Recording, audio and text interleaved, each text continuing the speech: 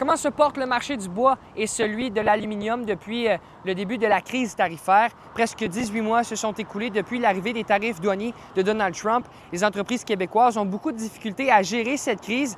Le marché américain devient presque intouchable pour les entreprises canadiennes. C'est l'incertitude qui nuit à l'économie beaucoup plus que les tarifs douaniers, quant à moi, parce que si les tarifs étaient fixes, il n'y avait plus de risque d'augmenter.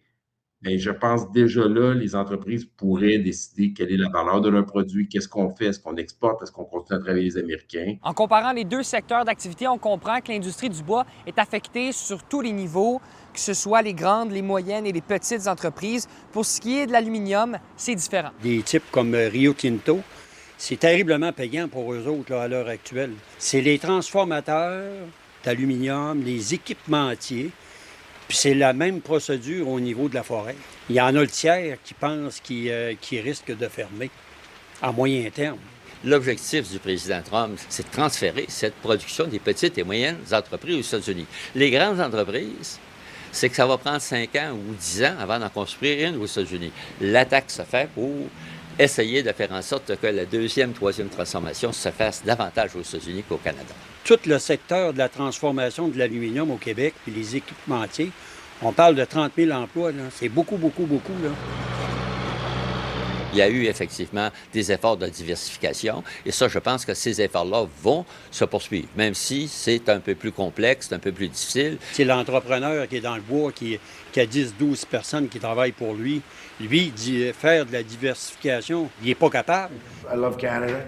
Without us, there's no way they can survive. On ne sait pas comment se comporter avec lui. On a beau dire qu'il reste encore 2 ans et demi qu'il est là, mais la merde qu'il va avoir faite pendant 2 ans et demi de temps, là, ça va perdurer dans le temps. Selon plusieurs analystes, le Canada devrait moins dépendre des États-Unis et même que certains saluent le travail du premier ministre Carney dans la diversification des marchés. L'entrepreneur qu'on parle, qui travaille au niveau de la forêt, ou celui qui fait de la transformation au niveau de l'aluminium et tout ça, bien, ces gens-là, ils sont pris, là, tous les jours, là, ils sont comme pris à la gorge, puis on demande au gouvernement de les aider.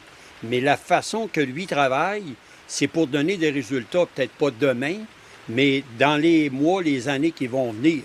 Il a un carnet d'adresses, de numéros de téléphone, de relations, qui fait en sorte qu'on l'a vu, pour l'instant, ce que l'on a perdu, on a été capable, en majorité dans les secteurs, d'aller exporter dans d'autres pays. Fort est à parier que les tarifs douaniers seront au cœur des discussions politiques des prochaines semaines, durant l'élection partielle dans Chicoutimi-Le-Fjord, mais aussi durant l'élection générale provinciale d'octobre prochain. À Saguenay, Étienne Ouellette pour Nouveau Info.